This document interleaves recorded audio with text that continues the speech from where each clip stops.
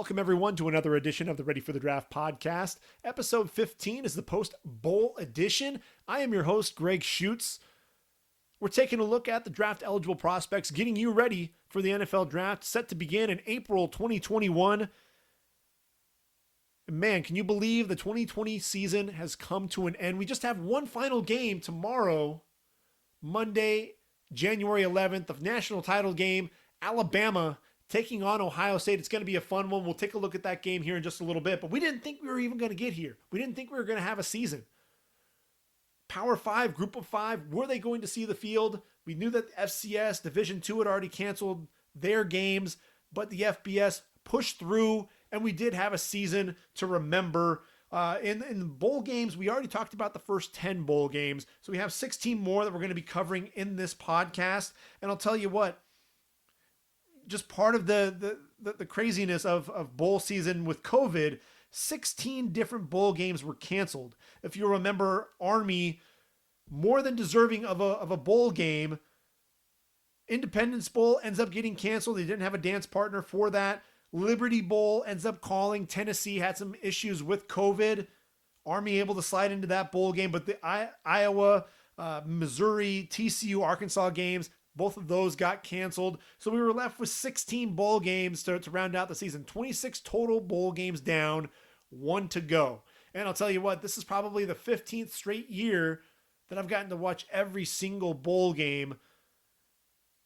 It's really been a lot of fun. This is one of my favorite times of year. You know, when you start getting into, it's really the start of the pre-draft coverage, because you're looking at a lot of the guys. Obviously, we're talking about some players this year that have opted out. And most of the guys that opted out are guys that we're looking at saying, all right, they're probably going to be taken in the first 2 days of the draft. There were some guys that were some exceptions to that rule.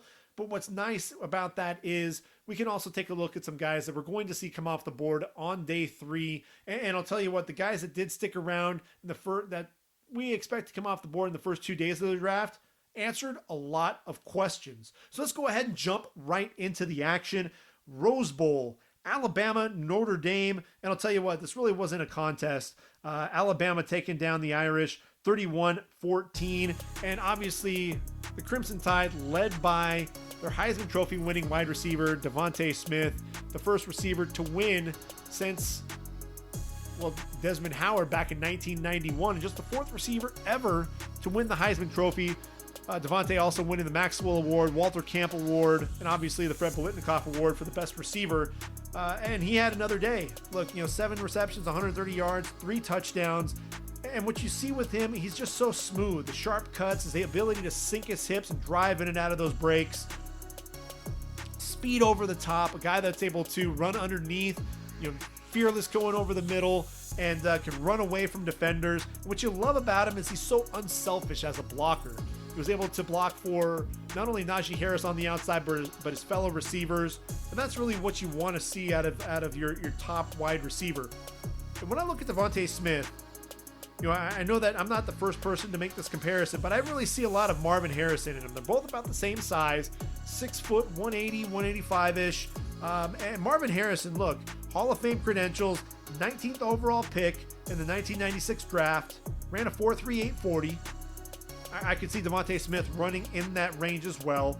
And in that draft, Keyshawn Johnson went number 1 overall. The late Terry Glenn also taken high in that draft. And then Eddie Kennison taken 1 pick before Marvin Harrison. And I'll tell you what, I don't think Devontae Smith is going to wait until pick number 19 to hear his name called. I know Todd McShay said that he's going to come off the board, or at least in his first mock draft of the 2021 calendar year.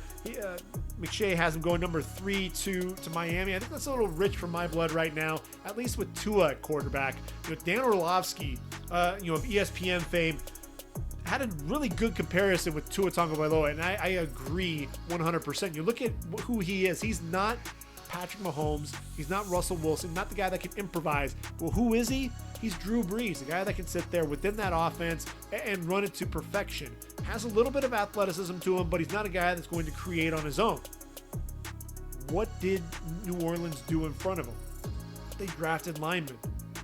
Ryan Ramczyk, Andrus Peat, Eric McCoy.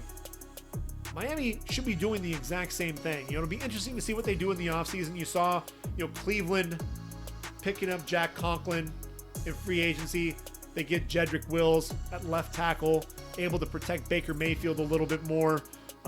So it's going to be interesting to see what Miami does there at number 3. I don't think it's going to be Devontae Smith, unless those rumors about Deshaun Watson potentially getting traded to Miami for Tua and some picks has any merit. I mean, it sounds pretty wild right now, but if that were to happen and Miami still holds that number 3 pick, I don't know that you're necessarily looking at that offensive line and saying, all right, we have to go number 3. Maybe we take the receiver now, and then later on in the draft, we get our offensive tackle, especially if they're able to find one in free agency.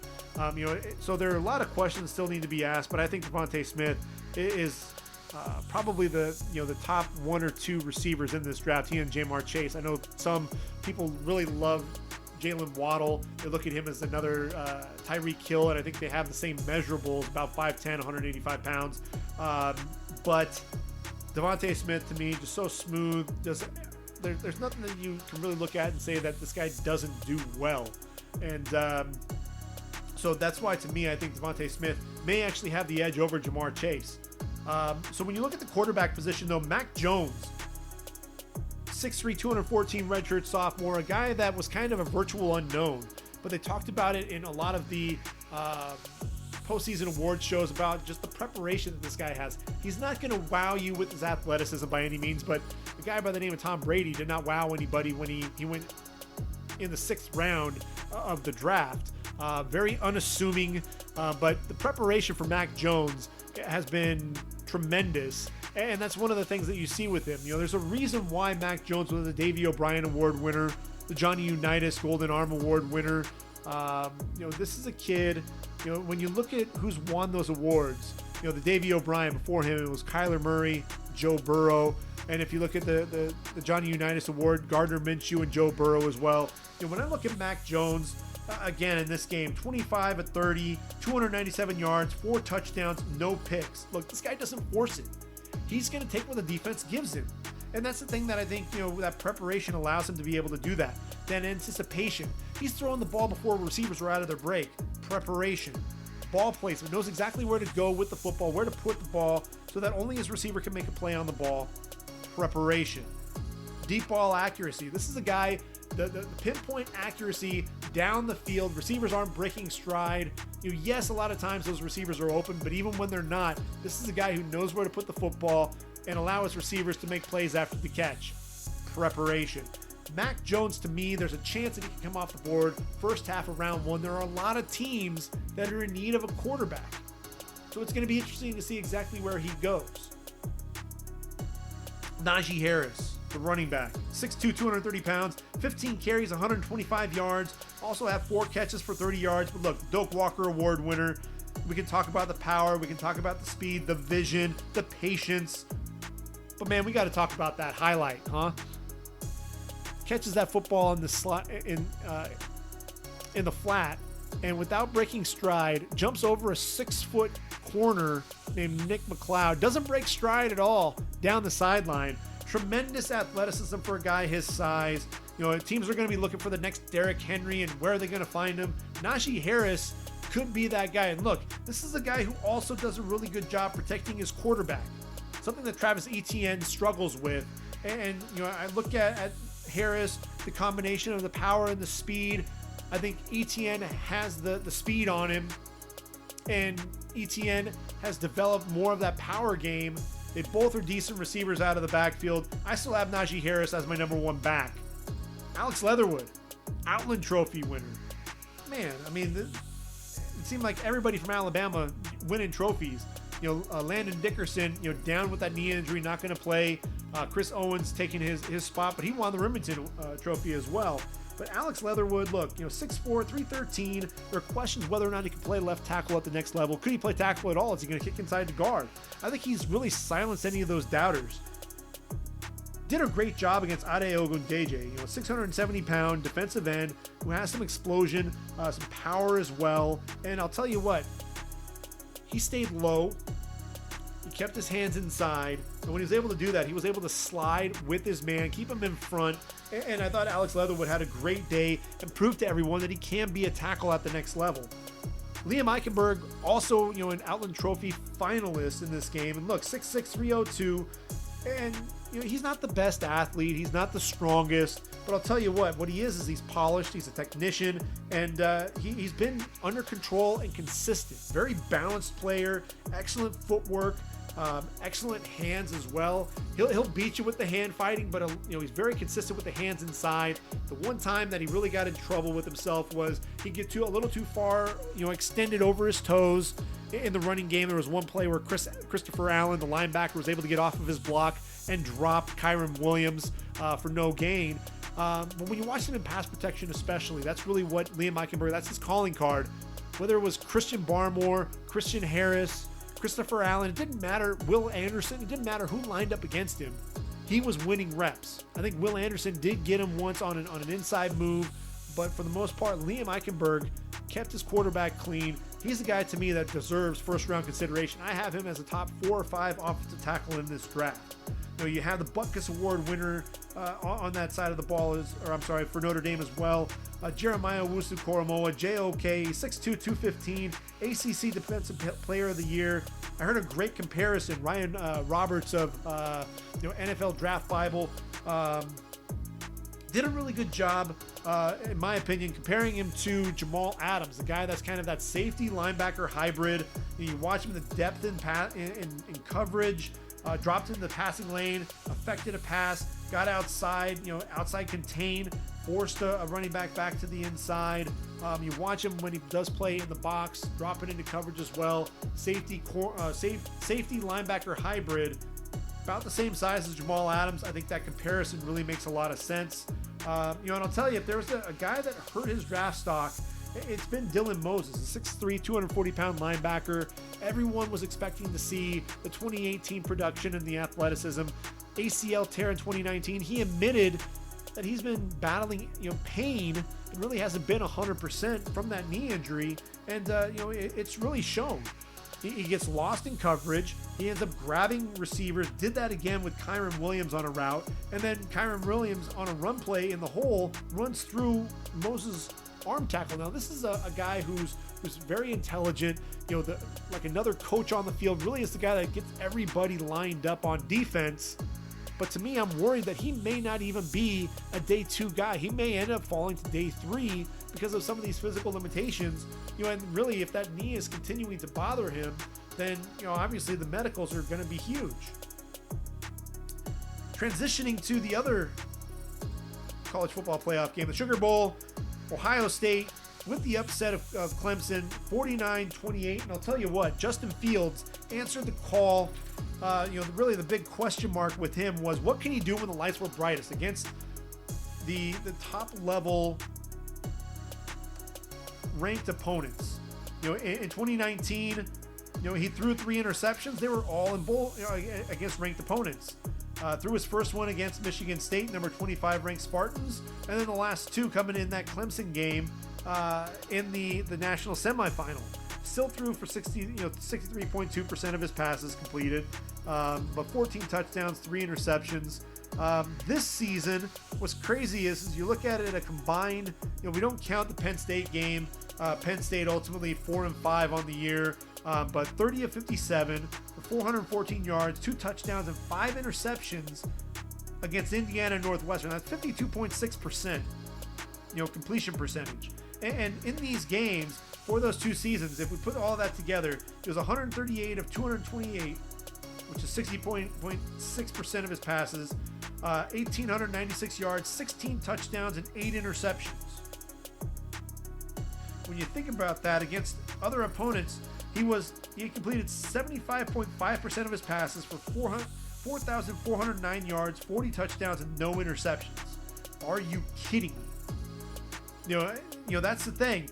Into this game, what's he? Yes, he's got the accuracy. He's got a tremendous arm. The arm strength just looks stronger this year. Does a really good job. With his anticipation, throwing receivers open. The athleticism, big, strong, physical kid. In this game, 22 of 28, with 78.8% completion percentage, 385 yards, 6 touchdowns, did throw 1 pick on the day. But I'll tell you what, Justin Fields absolutely answered the call, and the toughness, I think, as much as anything, took a huge shot. That targeting penalty, that James Skalski getting ejected for the 2nd year in a row in the playoff, and took that hit, really in pain. You saw him on the bike, and he was yelling out in pain, and yet he fought through it. The torque that he's going to have to put on his body to make some of those throws, and he was still pinpoint accurate with those throws down the field. I think he's answered a lot of the questions. Justin Fields, to me, he's battling Zach Wilson for that number 2 quarterback spot. And honestly, it really is kind of a toss-up to me. Who's going to go number 2 overall now that we know that Trevor Lawrence is going to go number 1 overall to Jacksonville? That's going to be a huge question mark, and that's something that we're going to be taking a look at throughout this draft process for the next 4 months. But Justin Fields absolutely answered the call. I'll tell you another guy who's really improved his draft stock is Trey Sermon. 31 carries, 193 yards, and a touchdown, along with 4 receptions for 61 yards. 1 game removed from the 331-yard performance against Northwestern in the Big Ten Championship. 11.4 yards per carry. And here's the thing with Trey Sermon. He was the OU transfer, really sharing a lot of time in the backfield with Kennedy Brooks, Rodney Anderson, and really didn't get to showcase who he was. And the first part of the year, he was sharing the backfield, sharing time with Master Teague. But man, he's really hit his stride. Runs angry. He's 6'1", 215 pounds, runs with power, deceptive speed. He ends up getting to that 2nd level, and I don't think guys really expect him to be as fast as he is. Runs downhill, runs angry, but you see the vision. Inside zones, being able to find the hole, get that cutback, hit the cutback lane, and get north and south. Big physical presence, and I'll tell you what, when you look at the running back position, obviously you have Harris and Etienne 1-2. You have the dynamic duo there from North Carolina and Michael Carter and Javonte Williams. I have Carter 4 and Williams 3. After that, you have to put in Trey Sermon right after that. I think with this running back class, Trey Sermon has definitely solidified himself as a top 5 back. And that's one of the things that I think Alabama's going to have to watch out for is that running game. Because I think if Ohio State gets going, really, a lot of that play action that Justin Fields is going to be able to run, allowing him to hit some of those deep balls to Garrett Wilson and to Chris Olave, it's going to be a lot of fun to watch. Trevor Lawrence, look, not the typical Trevor Lawrence day. It was 33 of 48, did throw over 400 yards, 2 touchdowns, an interception. Look, 34-2 as a starter going out, there at Clemson. But, this was a guy who was under pressure a lot more. I think we got to see what would Trevor Lawrence look like at the next level, playing for Jacksonville, a team that you're going to probably see a lot of, defenders in your face the first couple of years until they get that offensive line shored up. What you do have with Trevor Lawrence, this is a guy, look, I thought he did a better job. There are times where he'd stare down receivers, and there were times where he did that in this game, but you saw him going through progressions. You saw the athleticism. This is a guy, he reminds you of Marcus Mariota, just a long strider. You don't realize just how fast he is until he gets into the open field. And that's where he was really dynamic. Really developed chemistry with both Amari Rodgers and Cornell Powell. I won't be surprised if one of those guys ends up on the Jaguars next year just because of the chemistry that they've built. Trevor Lawrence is going to be fine, though. I think people talk about him. Hey, he's not the elite prospect. He's a good, great prospect, but he's not an elite prospect. Yeah, I could sit there and find passes where he's, any quarterback has sailed a football over a receiver, gets a little bit too far extended, and ends up sailing a football. You're going to see that out of any quarterback at any given time. You're going to find that to fit your narrative. But look, he's the number 1 quarterback for a reason. We'll get into more of the details as we start talking about the quarterback position during the pre-draft process. But Trevor Lawrence, unfortunately, his career has come to an end there for Clemson, which means we now enter the DJ Uiagalelei era with Dabo Swinney. So when you look at the next game that really should be jumping out to everyone, it was going to be that game in the Cotton Bowl, AT&T Stadium again, and you had Oklahoma taking on Florida. Now, granted, Florida, Kyle Trask was going to be without Kyle Pitts, his Mackey Award-winning tight end. He's going to be without Kadarius Toney and Trevon Grimes, his receivers that declared for the draft, and then Jacob Copeland also missing the game due to COVID-19. And so Kyle Trask throwing to guys like Justin Shorter, Xavier Henderson, Rick Wells, Kemore Gamble, the tight end, Trent Whittemore, Keon Zipperer, really a lot of young guys. And this was going to be a chance for Kyle Trask to really step up and show everyone that he's somebody who can, it doesn't really matter who he's throwing to, he can really elevate his game. And the Heisman Trophy finalists struggled mightily in this game. And that's really, the game kind of got away from them because of all of the interceptions. Had a pick six, Trey Norwood picking off a pass, returning it for a touchdown. Finished the day 16 of 26, 158 yards, 3 interceptions. Did not throw a touchdown pass for the first time in his career. And this was the guy, look, he stared down Rick Wells on an out route, and Trey Norwood read it, jumped the route, pick six, going to the house. His second throw of the game, and just really struggling to, there was another pass, just struggling with the accuracy. Gamble, the tight end, over the middle, ball thrown a little bit behind and high, went off the tight end's hand, interception by the linebacker Brian Asamoah, and OU just was relentless. That pass rush getting after Kyle Trask, you can tell he was rattled at times. He's somebody, you can see the talent there. There's no question about that. He has the average arm strength, which really is going to limit his draft stock. That's the difference between him and Mac Jones. Mac Jones may not be the most athletic, but his arm strength is absolutely there. Something that Kyle Trask, I think, he has to really put a lot of that body into the throws. But at the same time, the precision passing, he sees the field really well. You can tell the preparation is there. Anticipation. He was throwing the ball before guys were out of their breaks. And so some of the inaccuracy in this game, I think, was the lack of real chemistry developed with some of these younger receivers. You saw that with Josh Allen when he was at Wyoming. He lost all of his top wideouts, from Tanner Gentry to his running back Brian Hill, his tight end Jacob Hollister. They were all gone, and so he struggled with accuracy. And look, Kyle Trask in one game, he lost his top 4 leading receivers, and now he's got a next group of guys that he has to throw the football to without much preparation. Yeah, it's a recipe for disaster, and Kyle Trask really suffered for that. His draft stock, he probably should be. He reminds me a lot of Mason Rudolph. I think that could be a decent comparison there. Mason Rudolph went off the board to Pittsburgh in the 3rd round. I think because there are so many teams desperate for quarterbacks, I think Kyle Trask ends up going mid-2nd round. And I think the future is not lost for Kyle Trask because of this game, but there are more questions than answers to his game at this point. Ronnie Perkins, I'll tell you what, OU, 2 players really changed the complexion of this team. Defensively, it was Ronnie Perkins, a 6'3", 247-pound junior. This guy, when you flip on the game film, you watch number 7, this is the guy, he was bullying guys. Use those hands to really just push those offensive tackles around. He was splitting the double team by the tight end and the left tackle to get into the backfield, pressuring Kyle Trask at will. Inside move, gets to the quarterback in a hurry. This is a guy who, before Perkins, OU struggled to put pressure on the quarterback. Perkins shows up, and suddenly Nick Manito's getting to the quarterback. You see, Perion Winfrey, the JUCO nose tackle. He's going to be a stud. This is a guy that just continued to push the pocket, seemed to be unblockable at times into the backfield.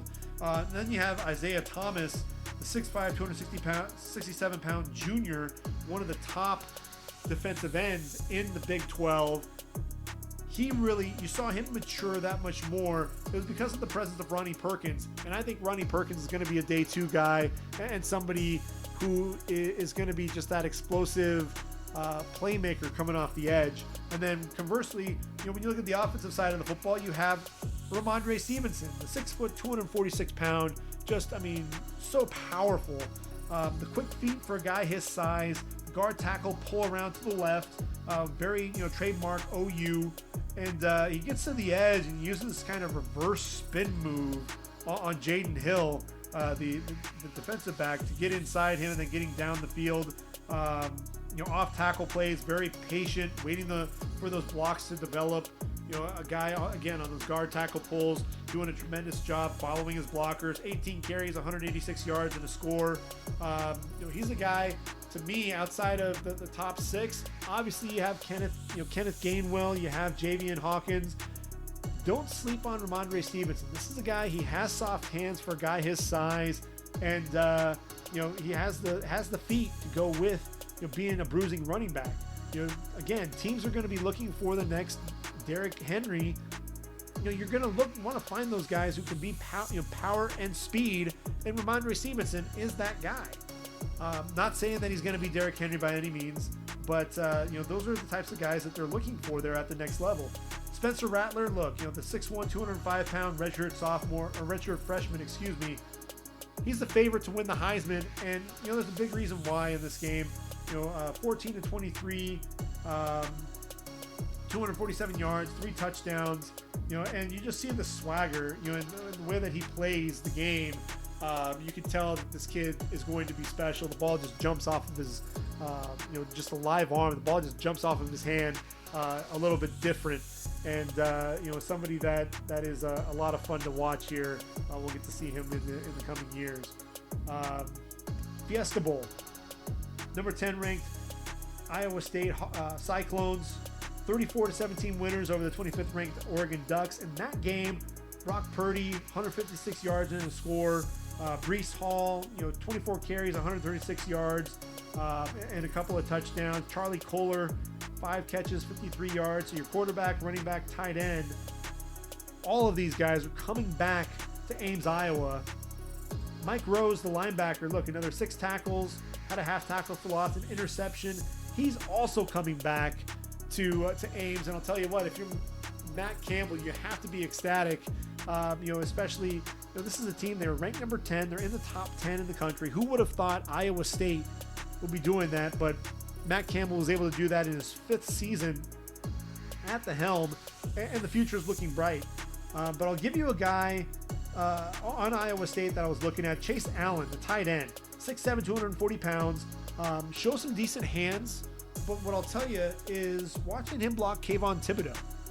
When Thibodeau, especially on the run plays, but whenever Chase Allen was kept inside the block, this guy was not getting by him. Chase Allen, to me, I think from a blocking standpoint, very underrated. He'll be a day 3 guy. He'll probably get drafted in the 6th, 7th round, but a guy who I think can make an NFL roster as a blocker and show some decent hands that I think people weren't really expecting until this season. Jordan Scott of Oregon, the nose tackle, 6'1", 325 pounds, had a sack on the day. Really, ended up getting pushed past the quarterback and, showed really good quickness off the ball and ended up, I think he ran by Purdy. And then when Brock Purdy tried to step up and escape pressure, Jordan Scott never giving up on the play, working back to the quarterback, able to drop him for that sack. Jordan Scott, to me, is a guy to watch out for as a mid-day 3 guy as well. You move to the Orange Bowl, number 5, Texas A&M Aggies, 41-27 winners over the 13th ranked UNC Tar Heels. Kellen Mond, look, another up and down day. 16-26, 232 yards, 11 carries, 36 yards, and a touchdown. This is a guy, when he's under pressure, he panics. You watch him with the footwork, gets inconsistent, very inconsistent pushing the football down the field. That accuracy struggles at times. Doesn't always keep his feet set when he's throwing the football either. When he does so, it can be a pretty ball. And I think there are some traits there when you watch him play. He's had put together a string of really good games. And to me, I think Kellen Mond can end up being potentially that number 7 quarterback behind our top 6 guys. If we want to name them off, obviously there's Lawrence, Fields, and Wilson. Then Trey Lance, Mac Jones, and Kyle Trask. Kellen Mond still is in that running there to be the number 7 quarterback. What was interesting was Texas A&M, they were struggling. They were down to UNC. Isaiah Spiller, the super sophomore, a guy that's going to be one of the top running backs in next season's class, because I anticipate he'll probably end up coming out. He wasn't really getting the job done. So Devin Ashane came in, ran for over 140 yards and a couple of scores, ultimately helped move the Aggies into the win column. And it's because of the Maroon Goons, man. Joe Moore Award finalists. And, Kenyon Green, obviously this is the guy, he's the big bully of the group and probably the best pro prospect. 6'4", 325, the sophomore, he'll be back for another year, but a guy that is just a mauler and a guy that looks to beat you up. But I think all of these guys really are. Carson Green, 6'6", 320 pounds, making his 43rd start in this game. Very physical at the right tackle position. I thought, the guy that played really well. He's limited athletically, but you see some of the technique. Does a really good job keeping his hands inside, knee bender as well. Doesn't really get too far over his toes. Dan Moore, 37th start. He's 6'5", 315. Did a decent job, sliding, picking up blitzes there at the left tackle position. And their center, Ryan McCollum, in his 23rd start, 6'5", 300. Another guy that I thought, playing with decent leverage, showed some good movement in the running game. Was injured for a little bit of that game. Kenyon Green actually slid over to the center position. Ryan McCollum made it back later on. And then how about Daz Newsome, the 5'10", 190-pound deep ball wizard there for UNC. There was a slot fade, and the ball was thrown a little bit to the inside, and the defensive back, Antonio Johnson, gets a hand on it to tip it. And you saw, Daz Newsome, with a diving catch, the concentration, the hands, the body control. Daz Newsome did it all on that play, and just a guy that, got his feet in bounds. He's one of those guys to me, is a deep ball guy. I think, De'Ami Brown struggled with some drops. Daz Newsome, wasn't necessarily the flashy guy, but a guy that's going to be that deep ball wizard and a guy that's going to be a nice weapon for a team there looking to stretch defenses. Outback Bowl, you have the number 11th ranked Indiana Hoosiers going down to Mississippi, 28-26.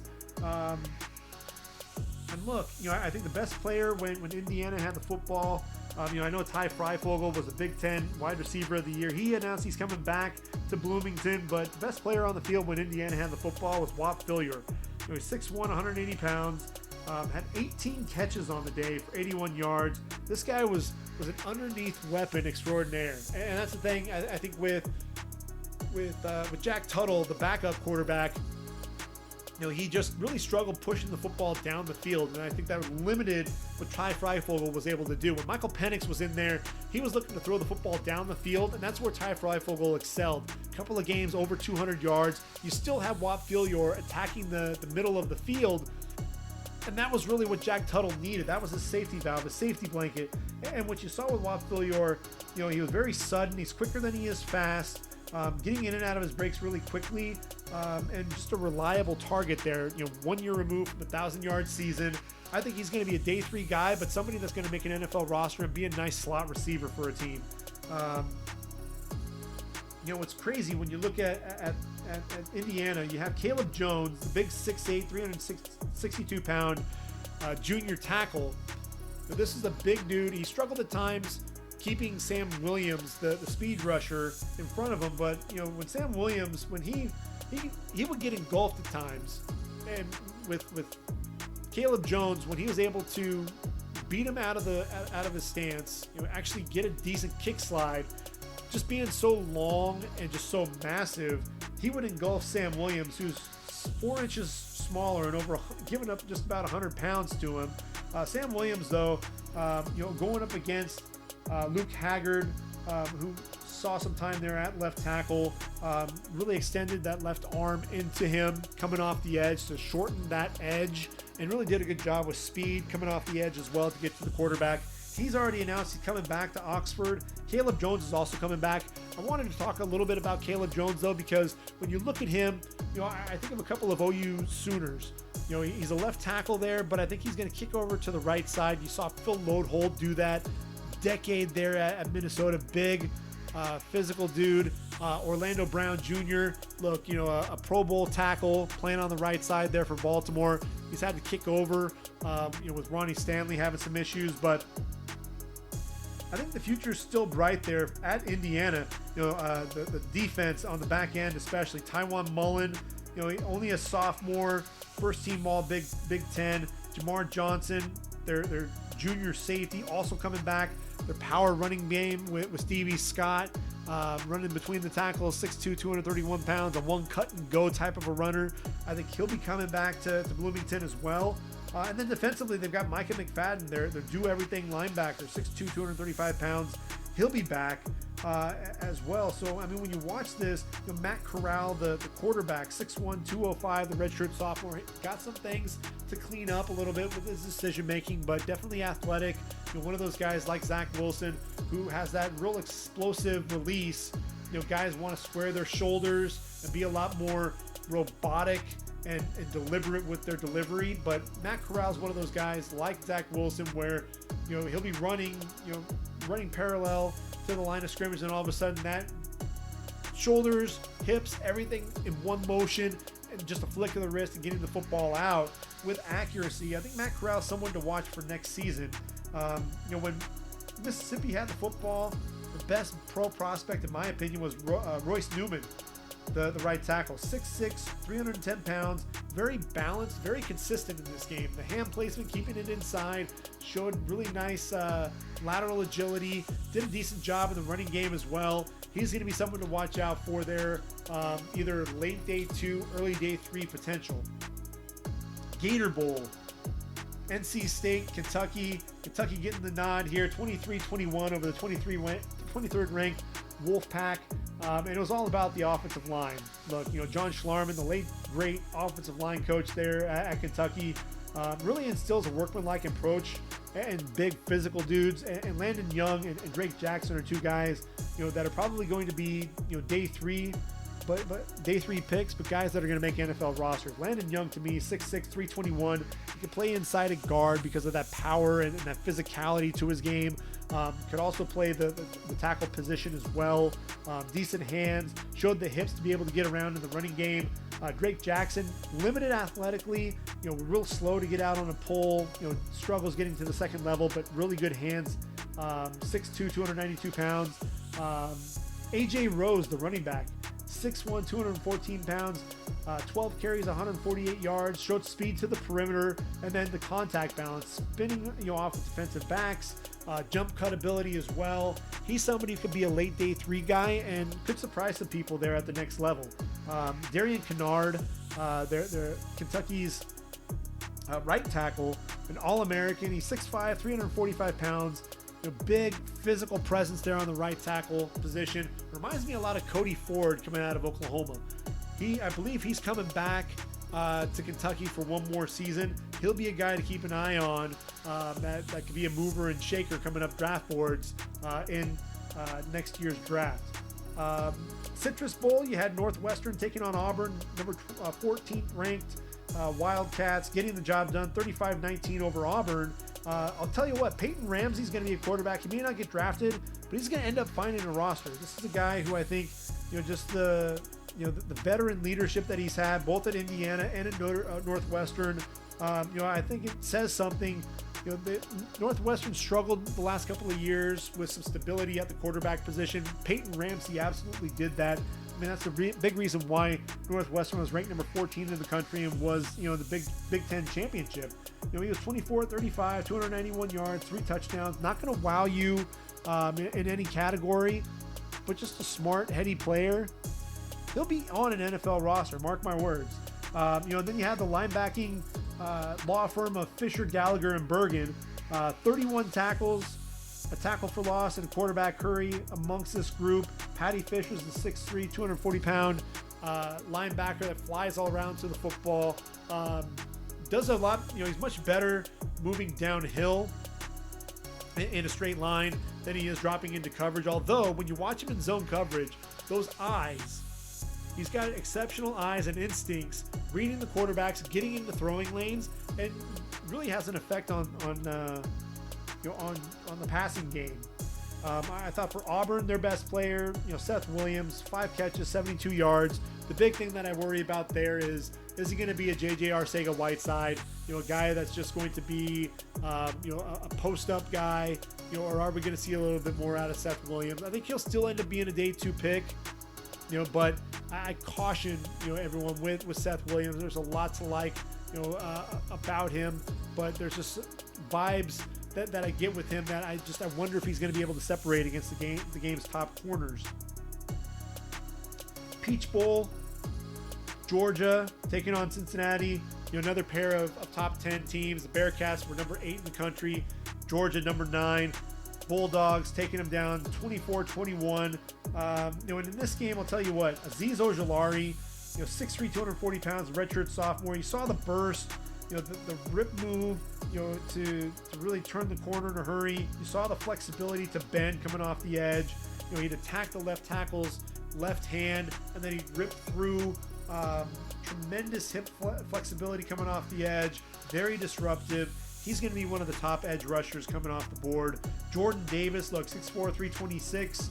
The junior was very physical at the point of attack. Would bench press his man to disengage, and then he showed some short area quickness for a guy his size, chasing ball carriers down. And then he also was able to get a good push, and then get big to block a field goal, a critical field goal in the game. JT Daniels, only a sophomore, but look, he still threw for 392 and a touchdown. You see the arm talent there. He'll come back for one more year and look to put on a show there. Next year's draft class for the quarterbacks is going to be a lot of fun to watch. Desmond Ridder, could add his name to that group as well. 6'4", 215. He could potentially come out this year, but I think there's still some things that he needs to clean up in terms of the decision making at times. But he absolutely has a cannon for an arm. You see the anticipation, throwing his receivers open.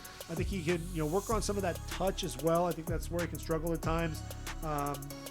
Defensively for Cincinnati, I think Kobe Bryant showed up well. 6'1", 198. Was covering George Pickens on his hip with inside leverage, ball thrown to the inside, able to make a play on the football and pick off a pass. He'll be a guy that could be, day 3 consideration. When you talk about West Virginia and Army, if you were to just look at the box score, you look at it and say, well, Darius Stills, just 3 tackles, pretty unassuming day. But when you're talking about the 6', 6'1", 280 pound senior nose tackle, he's the Big Ten Defensive Lineman of the Year for a reason, and an All-American.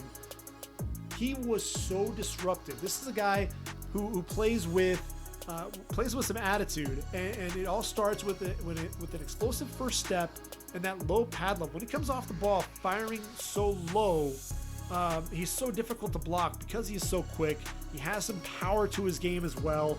You'd see him shooting through the gap, running by the center before he could even get his hands on him. And when he did, he'd use this really nice swim move, kind of a club and a swim move to get by and get it into the backfield. And the thing with it was even when he wasn't making the tackle, he was forcing running backs and the quarterback, fullback, whoever was carrying the football for Army to change their path. And ultimately was sending him into other defenders.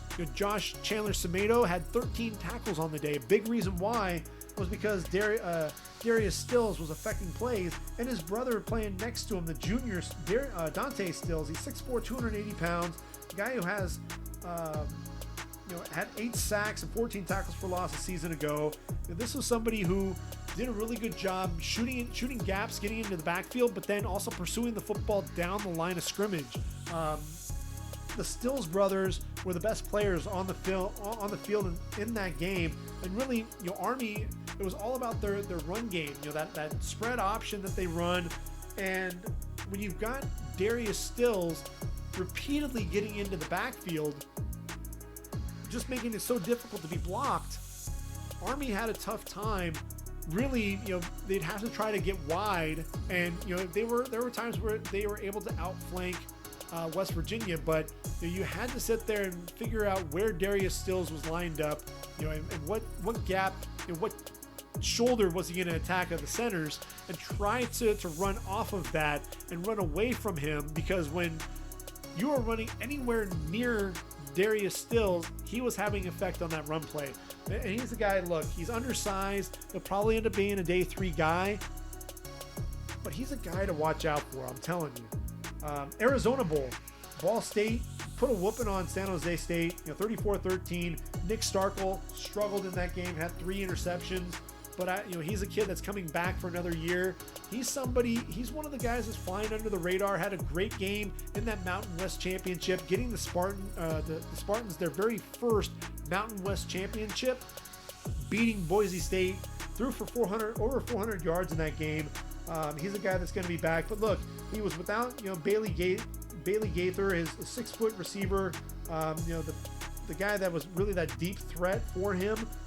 Also missing was Cade Hall, the 6'2", 260-pound Mountain West Defensive Player of the Year. 10 sacks on the year, a guy that bends really well, physical with his hands.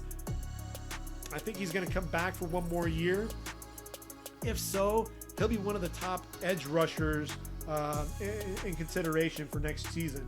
His running mate, Viliami Fehoko, 6'4", 253. He was the guy that was getting into backfields. So San Jose State, they've got some players that are going to be coming back for them. Trey Walker, their slot receiver, he had a decent day. He's going to be somebody, struggled at times with his hands, so let the ball get into his body. He's going to struggle to be that, a day 3 pick. He may end up having to make a roster as an undrafted free agent. Ball State, look, they've got guys coming back as well. Johannes Tyler, the big 6'3" receiver, 4 catches, 105 yards. He's the guy to watch out for. Obviously they were without Caleb Huntley, the running back, who I think can be a day 3 pick, and a guy to watch out for as well. He's a 230-pound running back, and very physical between the tackles. If there's going to be a guy for Ball State this year, it's going to be Antonio Phillips. 5'11", 187 pounds, was playing an off coverage, about 10 yards off the ball. And he was trailing Jeremiah Braddock, and the ball went up the seam. Was able to, had inside leverage, able to undercut the route, pick 6, took it 53 yards back to the house to really ignite the Cardinals in this game. Antonio Phillips, to me, he'll be a day 3 guy, probably a 5th round pick. Reminds me of Darius Phillips of Western Michigan, a MAC corner, a guy that can end up coming in and making an impact for an NFL program. Tulsa taking on Mississippi State. 28-26 was the final in this game. Armed Forces Bowl. Look, Zaven Collins. We knew we weren't going to see Zaven Collins in this game. My favorite player in all of college football in 2020. The winner of the Bednarik and Bronco Nagurski Awards. Zaven Collins to me has solidified himself as a first-round pick. He's one of the top linebackers in this draft. So fun to watch. But even though he's entering the draft and wasn't available, there are a lot of guys that are coming back. They've got, both corners, Caleb Evans and Ali Green, the 4th, announced he's coming back as well for one more year. They've got, they're both over 6 feet tall, big, long corners, very physical guys that like to play and force guys into the sideline. Jackson Player, another guy who's 6 foot, 6'1", 290 pounds, can play the nose, can play, a 34 defensive end, can play that 5 technique, can be a 3 technique as well. Very explosive off the football. He can be disruptive. Justin Wright, their linebacker on the inside. And then how about J.C. Santana, their receiver. Juan Carlos Santana, 6'1", 175 pounds, 11 catches for 112 yards. He's a speedster, showed decent hands as well.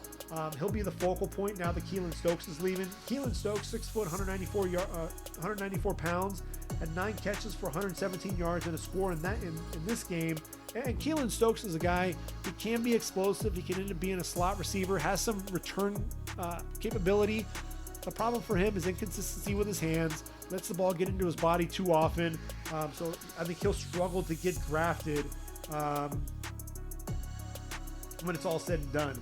Mississippi State, probably the best guy on defense that played in this game, because Marcus Spencer, their defensive tackle, did not play in the game. But Errol Thompson, their linebacker, 6 foot, 254 pounds, had 9 tackles, a sack, and 1.5 tackles for loss on the game.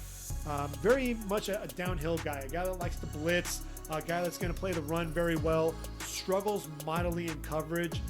He may be a late day 3 pick when it's all said and done there. How about the Duke's Mayo Bowl? Wisconsin taking on Wake Forest. The Badgers, 42-28 winners. And I'll tell you what, no real stellar quarterback play here. Graham Mertz was 11-17 for 130 yards and a score. Sam Hartman, though, just got beaten up. 4 second half interceptions. Still threw for 318 yards with 3 scores, but the 4 interceptions, that really doomed the Demon Deacons. You had interceptions returned by, Colin Wilder, Scott Nelson, Noah Burks, and Jack Sanborn. And they did all of that without Rashad Wildgoose, their best corner, who has 14 pass breakups in his career. A guy who's already announced he's entering the draft. 5'11", 197 pounds. The junior only played in 2 games this season. He's a guy, to me, there are a lot of guys at that corner spot. I think he'll probably end up falling into that 4th, 5th round range. But a guy that can be a lockdown corner, showed that he was able to do that there in Big Ten play. Look, the best player on Wisconsin defensively was Jack Sanborn, 6'3", 232 pounds, 11 tackles, 2 going for loss, also had an interception on the day. This is a guy who I think plays very well coming downhill. Another guy like Patty Fisher that needs to show that he can drop into coverage. Got that pick on the day, showing that he can drop a little bit. And then for the Demon Deacons defensively, how about Ryan Smenda? He's 6'2", 235 pounds. The junior has 155 tackles in his career, 15 tackles for loss, 4.5 sacks, had 16 tackles in this game, 3 going for loss. Smenda's going to be a guy coming back and really going to be that leader of that defense going into 2021. Alamo Bowl, Texas, Colorado. Texas 20th ranked. Longhorns 55-23. Tom Herman wins the bowl game, then gets fired. Steve Sarkisian's going to come in. Sam Ehlinger, 10-19 for 160 yards and a score on this game, but it's more about the future of Texas football. Casey Thompson, 8 of 10, 170 yards, 4 touchdowns on the day. Bijan Robinson, remember that name as well. 10 carries, 183 yards and a score. And defensively, they've got DeMarvion Overshone, 6'4", 217 pounds, had 6 tackles and an interception on the day. He's kind of that hybrid safety linebacker, has really good size. Like I said, it's 6'4". A lot of young guys played in this game because they were without Samuel Cosme, Joseph Osai, Caden Stearns, but it didn't matter. Texas still getting the job done with their young guys. Colorado, look, had a huge year under Carl Durrell in his first year. Jarek Broussard, the 5'9", 185-pound sophomore, is their bell cow. Has just under 900 yards on the year with 5 touchdowns. Had 27 carries for 82 yards and 3 scores on the day for the Buffs. And defensively, look, with Nate Landman out due to the ankle injury, the guy to watch, he's coming back for one more year. It's Carson Wells, 6'4", 250, really good size. This is a guy, look, he had 6 tackles on the day, 2 sacks, 2.5 tackles for loss. A guy that can bend a little bit coming off the edge. He's an interesting guy. He looks like, doesn't look like he's going to be a guy that can really bend coming off the edge, but he shows some really nice explosiveness. If he can stay healthy, I think Carson Wells is primed for a big year next year. He could really pop on a lot of teams' radars. A guy that kind of reminds me a little bit of Kyler Fackrell. If you remember when Kyler Fackrell was coming out after the 2015 season, was drafted in the 3rd round, 6'5", 250 pounds. Fackrell, 36 tackles for loss, 13 sacks, and a guy that's showing that he can get to the quarterback at the next level. Carson Wells has similar size, doesn't quite have the production, getting into the backfield, but look, still has 25.5 tackles for loss, 12 sacks. So I look at the comparison. I think if Carson Wells has another big year, we could potentially be seeing him in the 2nd or 3rd round of next year's draft. And the final bowl to get to, the Cheez-It Bowl. Oklahoma State taking on Miami. Pokes got off to a huge start early, wound up hanging on for the win, 37-34 over the U. Spencer Sanders throwing for over 300 yards, 4 touchdowns on the day. Tylan Wallace, they made a big deal about, hey, Tylan Wallace, did he opt out after the first half? No. The plan was all along, according to Mike Gundy, that he was going to only play the first half. 5'11", 187-pound senior, was a Biletnikoff Award finalist as a sophomore. Junior had the ACL tear. This year he's battled some injuries as well. So the injury concerns, I think, is going to move him down some draft boards. But a guy who I think can be explosive, can be that vertical threat, but he plays a lot bigger than his size. Again, 5'11", 187 pounds, but he plays through contact.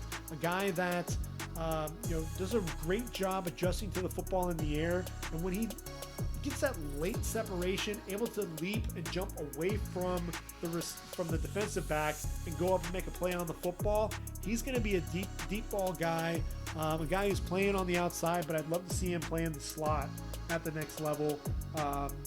Trey Sterling, the junior safety, had a big game, double-digit tackles on the day. A guy that's very athletic there for the Cowboys. But I'll tell you what, Brevin Jordan of Miami, if there's any question that he's the number 3 tight end behind Kyle Pitts and Pat Freiermuth, I think he's silenced any of those this season. 6'3", 245 pounds in this game, 8 catches, 96 yards, and a couple of touchdowns. Very dynamic with the ball in his hands. Also showed that he can be a pretty good blocker as well. You look at De'Ara King, and went down with the ACL tear. Already announced he was coming back to Miami. You hope that he can recover well with that. You have Cameron Harris, the running back, also got injured in the game. This is a guy who can run with power, run with speed. Expecting a big year out of him and Rhett Lashley's offense. I'll give you a guy on offense to keep an eye out for, and that's number 62, Jared Williams. He was 6'5", 308, transfer from Houston, and a guy who struggled at times with some speed coming off the edge. But if he could get out, and get out of his stance, set up, and really show, get that kick slide to beat that guy to the edge, he showed the ability, he'd lock out those arms, keep that guy at a distance, not allow him to shorten the edge at all, and then showed the lateral agility to mirror his man, and showed some power in the running game as well. Jared Williams, to me, he'll be a day 3 offensive tackle, and a guy that I think can end up being a right tackle at the next level. Probably going to be one of those key backups that a team's going to need. And I think actually has starter potential at the next level. I think he'll be a little bit of development. He's still a little raw, but a guy that I think could end up not only seeing the field early and often, I think at the next level, for a guy that is really kind of flying under the radar right now. So those are the bowl games that we've seen.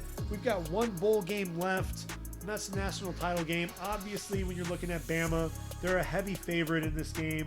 I think Mac Jones to Devontae Smith. But when you look at that combo, it's going to be difficult to take out Devontae Smith. Shaun Wade thinks that he's got him, and I purposely left out Shaun Wade because I wanted to talk about this matchup. Shaun Wade gives up way too much of the field. You watch him in off coverage. He's struggled since he's been on the outside, moved from the slot corner. He had some safety experience as well there at Ohio State. He is not a guy that can be a corner out on the outside. Got turned around time and time again there in that Clemson game. Ultimately, with Cornell Powell, ended up taking him. What was it? There was a play. He was in off coverage, and Powell, stems, and fakes to the outside and goes inside, gets him turned around, and then cuts back outside and completely left Shaun Wade in the dust. Shaun Wade ends up falling down and ends up scoring. Clemson ends up scoring a touchdown on the play. You watch him against Devontae Smith. I think that's going to be one of the matchups to where Shaun Wade, I think it's not going to be just like AJ Terrell with the one game against LSU where he struggled. It still was a first-round pick. I think Shaun Wade, with this game, with this matchup, it may solidify his stock, somewhere in the middle of round 2. for a guy that, everyone was expecting to be one of the top corners in this draft, I think his draft stock's definitely taking a hit. We'll see Alex Leatherwood. We'll see, Deontay Brown on the left side of the line. I think that's really where you're going to see Najee Harris getting a lot of his success. Although, Emil Ekiyor and Evan Neal really holding up well there on the right-hand side.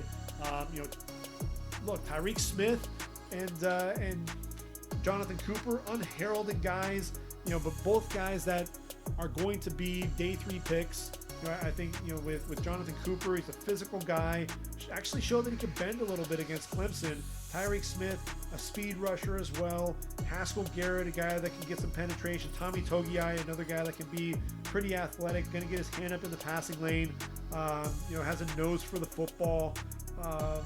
So seeing that front take on that offensive line there for Bama is going to be interesting, as is the play of the linebackers. Baron Browning is one of the best linebackers in the country that nobody's really even talking about. A guy that can play against the run, can play downhill. You can ask him to bend, to come off the edge, blitzing the quarterback. He can bend pretty well. Then you'll see him line up in the slot or even on the outside, not only against running backs and tight ends, but he'll line up against a receiver. He and Pete Werner, they're both 6'3", 6'4", 240 pounds, and you're seeing them keep up with receivers. And they're lining up on the outside. They're guys that fly around to the football, sideline to sideline ability. Look, against Clemson, Pete Werner had 9 tackles on the day. Baron Browning, shared a lot of time with Justin Hilliard. Hopefully Baron Browning can be 100% in this game. Though that linebacker play is going to be a lot of fun to watch. Really going to be interesting to see, if they can neutralize Jaleel Billingsley, the tight end, Najee Harris, the running back. I just think, Devontae Smith has yet to be stopped yet, and it's really proven that, Devontae Smith and that passing game is also going to help open up things for Najee Harris and vice versa. So I think Ohio State's got their work cut out for them there. Although they were able to take out Travis Etienne and really make Clemson one-dimensional, they won't have to worry about Mac Jones running like they did with Trevor Lawrence. So it'll be interesting to see how Kerry Coombs attacks Steve Sarkisian's offense there for Bama.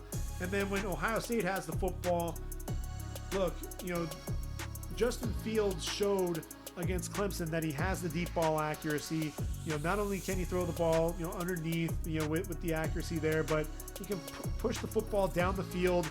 He's going to be able to read defenses, read that, when he's got, the single high safety, knows what to do with that, knows that when he's got a blitz, coming off the edge, where he's going to go with the football as well.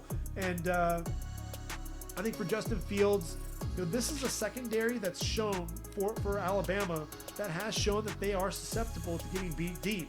Brian Branch has struggled at times. Josh Jobe has been beaten at times. The safety position opposite Jordan Battle, whether it's Daniel Wright or DeMarco Helms, they've struggled at times as well. So they can be thrown on down the field. And so Chris Olave, the smooth receiver, Chris Olave, if he wants to get into that first round conversation, he has to have a big day. He had 6 catches for 132 yards and 2 scores against Clemson. They need him to have a similar type of effort here against Bama. And then Trey Sermon running the football. Obviously, if you're running for close to 200 yards like he did against Clemson, you're having a tremendous day, and that's going to open up a lot of the play action there for Justin Fields. Obviously, with Christian Barmore up front, Justin Ebiogbe, DJ Dale, they rotate a lot of guys up front. For Darian, Mathis is going to be drafted there at the next level. Linebackers, Will Anderson, you're going to have to neutralize him. He's a guy that's coming off the edge to blitz the quarterback. Christian Harris as well can be disruptive. Maybe they can take advantage of Dylan Moses in the passing game, throwing the football to Trey Sermon out of the backfield. Obviously, the other thing that you have for weapons, 3 of Justin Fields' 6 touchdowns went to the tight end position. Not really expecting Luke Farrell to catch too many footballs. He still had 2 catches, 11 yards for a score. And then Jeremy Ruckert, 3 catches, 55 yards, 2 touchdowns. He'll be back next year, and he's going to be one of those guys that people are going to be talking about as one of the top tight ends in next year's draft, and a guy that really wasn't wasn't used a whole lot this year. They didn't really have to use him, but that's going to be interesting to see how things shake out against Alabama. I still think Bama's going to win just because nobody's been able to really slow up Steve Sarkisian's offense, but Florida showed that you can put points up against this Bama defense. They ended up losing 52-46. I look at Justin Fields, as long as he continues to build upon what he did against Clemson and not what he did in all of his prior games against ranked opponents, this is going to be a close game. I think people are expecting Alabama to run away with this one. I think it's going to be a lot closer. I think it could end up being that similar 52-46 type of outcome. I still think I think Ohio State actually has a chance. I think Ohio State definitely has a chance to win, especially if they can establish the ground game, do some ball control, allow that play action to set up. Justin Fields getting the football down the field to Chris Olave, not forcing the football, taking what the defense gives them, throwing to his tight ends when he needs to, throwing to Trey Sermon out of the backfield, maybe take advantage of Dylan Moses' matchup a time or two. Obviously you've got Patrick Surtain that you have to watch out for. When he plays in off coverage, you can take advantage of him throwing in front of him.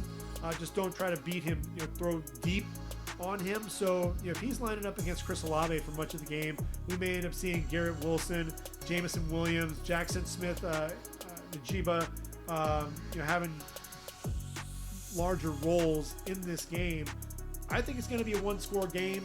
I think Ohio State has a chance. I just don't see anybody slowing down Steve Sarkisian's offense.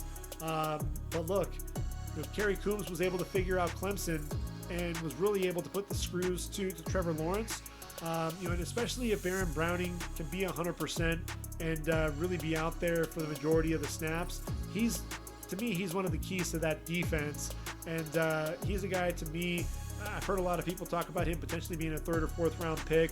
And look, I was high on Malik Harrison when he came out of Ohio State. Similarly here with Baron Browning. I think Baron Browning should be a 2nd round pick. If it's all said and done, and Pete Werner should be coming off the board in round 3. I think they're really, really nice athletes. Guys that could be they're linebacker bodies, and they play the linebacker position, but they move like safeties. And with Baron Browning's case, he can bend coming off the edge like an edge rusher as well. So it's going to be a lot of fun to watch. Stay tuned for that. We're going to go ahead and have a podcast next week. We'll start taking a look at some of the guys who have declared. They haven't actually made a formal announcement on exactly when that's going to be cut off. So we don't really know exactly when. I was anticipating that it'd probably be about the 18th when we know that who all has entered the draft and who is coming back. And then we'll be able to go ahead and really break down all of the guys who have opted out, who have declared for the draft and are moving forward through the pre-draft process. I like to wait until we know exactly who's entering the draft before I release my first mock draft. So that'll be coming after that. And I'll tell you what, it's going to be interesting. We'll be talking about that quarterback position. Obviously, we know Trevor Lawrence is going number 1 overall. After that, what's going to happen with Justin Fields, Zach Wilson? Who's going number 2 to the Jets? Is Sam Darnold really the guy? Are they going to go offensive line, go Penei Sewell at number 2? Or are they going to trade Sam Darnold somewhere? There are a lot of teams that are going to be looking for quarterbacks. As of this taping, we got to see, Cleveland beat Pittsburgh. And, Ben Roethlisberger, he was shedding a tear on the sideline. Looked like maybe his career may be coming to an end. And so if Mason Rudolph isn't the answer, maybe Pittsburgh's on the market for a quarterback. Carolina, is Teddy Bridgewater the answer? After all of the 12 rib fractures there for Drew Brees, the end is near for him, and Taysom Hill proved that he is not going to be the franchise quarterback. And the fact that they went with Taysom Hill instead of Jameis Winston really tells you all you need to know about that. Cam Newton struggled there for New England. Jarrett Stidham proved that he's not going to be the guy. They could be on the market for a quarterback. Jimmy G struggled there for the 49ers. Nick Mullins, is he really going to be the answer there? Probably not. 49ers may be on the market for a quarterback as well. Lots of teams looking for quarterbacks. And what about Atlanta? Dan Quinn's out. New regime comes in. Could that spell the end for Matt Ryan? That ultimately means Matt Ryan could potentially be out there looking for work, looking for a job. If Phillip Rivers, if he ends up leaving, and it sounds like he'll probably retire at the end of the year, so if Phillip Rivers has played his last game there in Indianapolis, then you're looking for a quarterback there. Indianapolis could be looking at Carson Wentz, who's on his way out there in Philly. Philly looking for a quarterback. Obviously Doug Peterson and what he did, really tanking that game, that final game, so that they were able to move up to the number 6 overall pick. That has to be a play for a quarterback. Yes, you have Jalen Hurts, but Jalen Hurts right now, is he truly your answer? I don't know that is going to be the case. Sitting there at number 6, unless the play is to get at number 6 and then trade down and acquire picks, that's got to be for a quarterback, right? So it'll be interesting to see what happens there with Philly. Do they end up opting to go for a guy like Trey Lance? That could be interesting. You look at Washington. Dwayne Haskins, he's gone. He's out of there. Alex Smith, obviously, not the long-term answer. Really, the comeback player of the year for sure. Really an awesome story. Taylor, Heineke had a tremendous game there in the wild card game, but he's not going to be the long-term guy for Washington, although I think he's earned himself a roster spot. So what does Washington do? Who's going to take Sam Darnold if the Jets go up for a quarterback? Then there's Deshaun Watson. Does Houston trade him to Miami? Does Miami want to give up Tua and picks for Deshaun Watson? If not, then where does Deshaun Watson go? Does he go to Atlanta? Does New Orleans try to acquire him if Drew Brees ends up calling it quits? What about Indianapolis? Lots of moving parts, but at the same time, when you look at it, there are a lot of teams that will be on the market for a quarterback. So there's going to be a lot that we're going to be discussing over the next 4 months. We got to see how it all plays out. Obviously, we have free agency. We want to see what that looks like. Are there going to be any trades? I'm looking forward to this whole pre-draft process. This is like my Christmas as we get into things. Obviously we've got, the Senior Bowl coming up. We'll be able to see a lot of these guys going up against each other,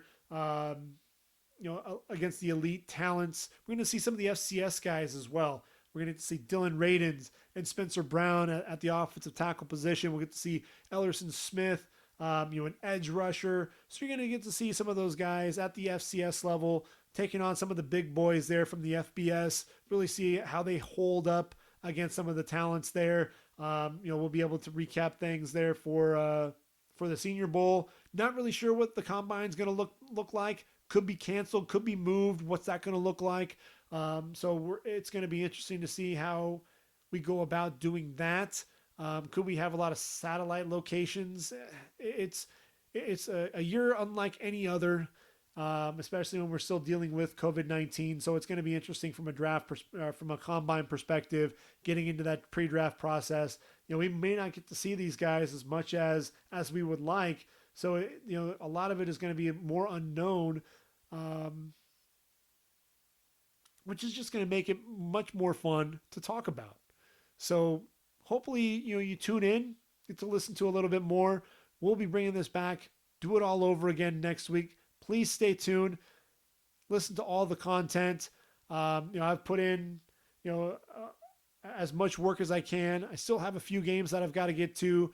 But by the time I'm done, I will have watched at least one game for every FBS program that played a game in 2020. Very proud of that. Got through every single bowl game as well. And I'll be making sure to get through all of the all-star games that will be played this year. I know like the East-West Shrine game was canceled. I believe the Hula Bowl as well. No, Hula Bowl is actually going to get played. But it was the NFL PA Bowl that actually was canceled. So there are a few games that are going to be out there. So it is the Hula Bowl, the Tropical Bowl, and obviously the Senior Bowl. Keeping an eye on those, and we'll kind of just take it week by week. But there's plenty to talk about, so I'll be bringing a podcast to you each and every week.